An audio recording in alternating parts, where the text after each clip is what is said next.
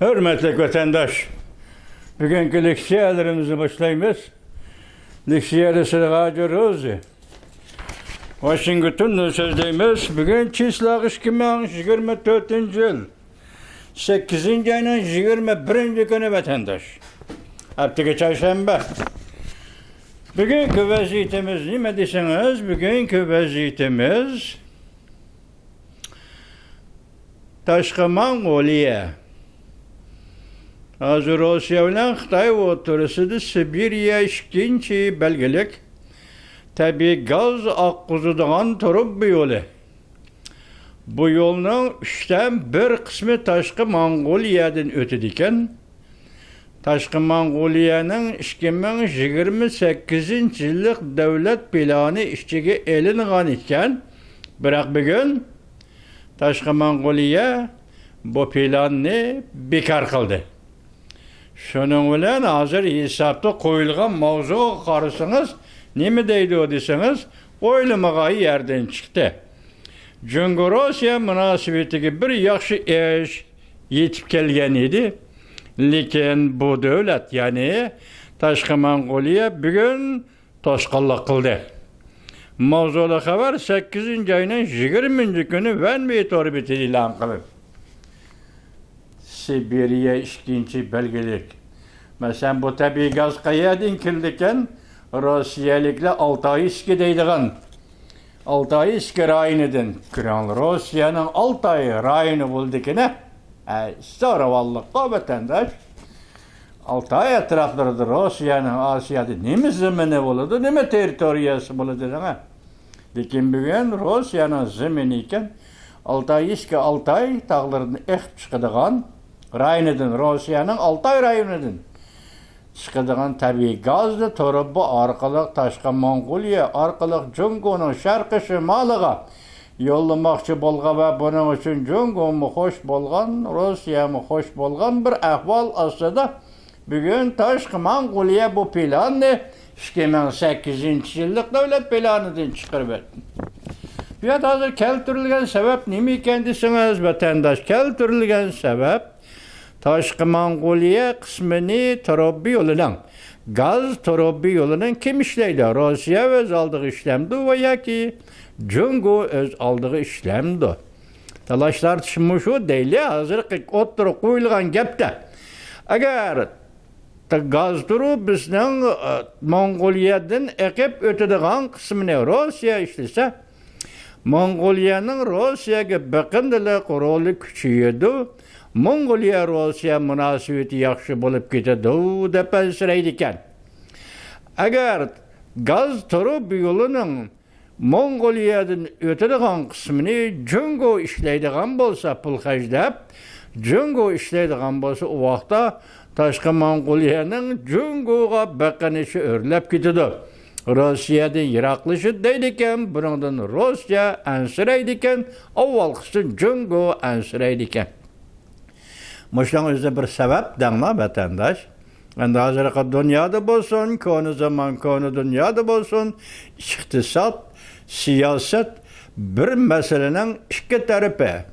Bir kuni siyosat tarafi, bir kuni iqtisod tarafi. Bugün Rossiya energiyaga muhtoj yoki energiya orqali o'zining davlat g'azisini qoplab kelyotdi. Masalan, Ukrainaga hujum qilishni davomlashtirib kelyotdi.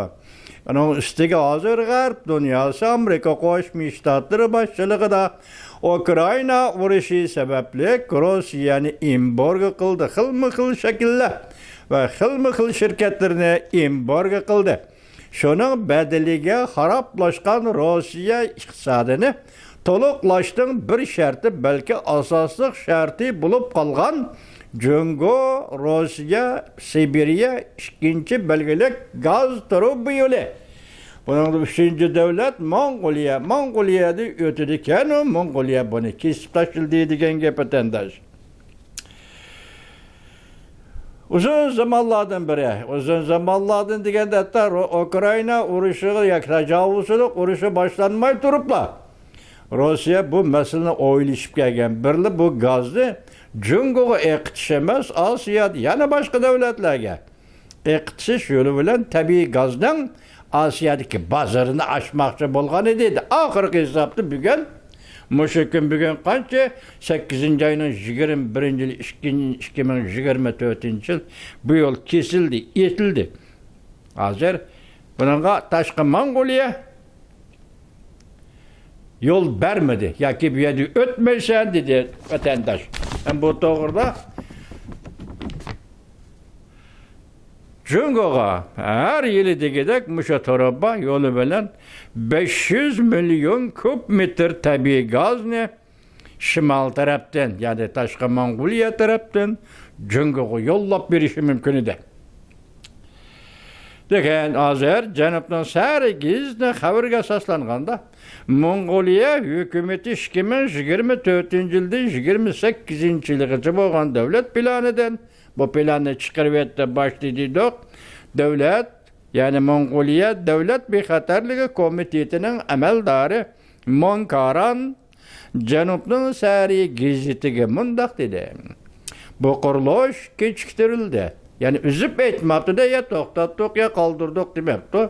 Çünkü bu Rusya ile Jungo oturuz ki tabii gaz soğudu soğa.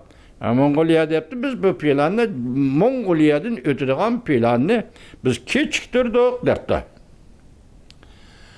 Endi hesapta müşündak bolganda bu yol eçilsi Rusya iqtisadiga yardım bulatdi degandek bolsa endi bu qatim urush qilib atgan Rusya uchun aytganda vatandaş bu iş yani çoğun zərbe, belki uzundan biri muhakeme qilib, pütüşüb, bir günü yenişib, ahırı pütüşken bu soda bugün bekar olgan bolsa Rusya iqtisadiga yani yetip keldigan ağır zərbi bulup hesaplandı. Bugünlətin Rusya'nın qaysı günde qalğanlığını hesap qalsınız, belki bu zərbi buluplu qalıdırlı emas, belki Rusya Federatsiyası hakimiyetinin siyasi hakimiyetinin bunun dinkin mevcut bulup turuş turalmaslığı bağlıq bulup qalıdı. Ama tüvendeki bir xəbəri qarağa vatandaş elə lam deydi. Ukrayna Rusya'ya zor külemli hücum qozğudu. Mavzulu xəbər 8-ci ayının 20-ci gün Venvit orbiti ilan qılın. Xəbər mundaq başlandı. Ukrayna armiyası yakında Rusya'nın Korsik oblastıga hücum qılğandan keyin endi Moskvaga zor kölemde adamsız aeroplan bilan hücum qıldı. Katta gap vatandaş. Bu endi Prezident Zelenskiy Ukrayna halk, Ukrayna armiyası müşki yıldan biri nemi küllerini kömedi vatandaş en ahıra kelgende endi G'arbning quroli bilan qurollanib jur'atli kaldı hazır Moskva hücum qildi. Bu Moskva hücum qildi degende hazır aeroplan yetip kelgeç bo'lgan arlıqdaki ziyon zahmat qanchalik dexe enak emas. Bu to'g'rida bir xabar yo'q. Rossiyaning har qaysi taraf organlari ham hücum qilib kelgan aeroplanni urib tushirdi değildi. Zada qanchalik aeroplan urib tushirildi. Bu to'g'rida o çok ma'lumot yo'q. Lekin Reuters agentligi, Fransiya agentligining xabarlarida mundaq ko'rsatildi vatandaş. Moskva shahar boshlig'i Sergey Sobyanin 8-oyning 20-ci günü Telegram gazetiga xabar berib tilg'ilib Ukraynaning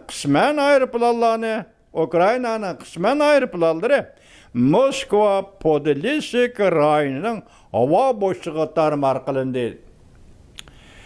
Bu shahar Moskvaning janubiga 38 kilometr keladi. Şəhər başlığı, Moskva şəhər başlığı şundan. Bundan başqa Rusiya Dövlət Müdafiə Armiyası bunun için hazır 11 tane Ukrayna armiyası urub düşürüldü deb ko'rsatdi vatandaş. Biz Jungo'la Rusiya münasibetiga uzundan diqqat qilib kelyapmiz. Yo'q qo'rdi ko'da qazi ikki davlat o'tirishdagi nefis tabiiy gaz turib bu yo'li Sibiriya ikkinchi belgilik to'xtadi degan gap dal mushu vaziyatda. Endi uni ustida ko'rdingiz hozir Ukrayna Prezident Zelenskiy askariy qismlarga buyruq tushirib Korsik shahrini onu allaqachon zabt qilib bizning Hazırkı vaqtliq desidir. Boshqarish o'rniga qo'l ostiga oldi.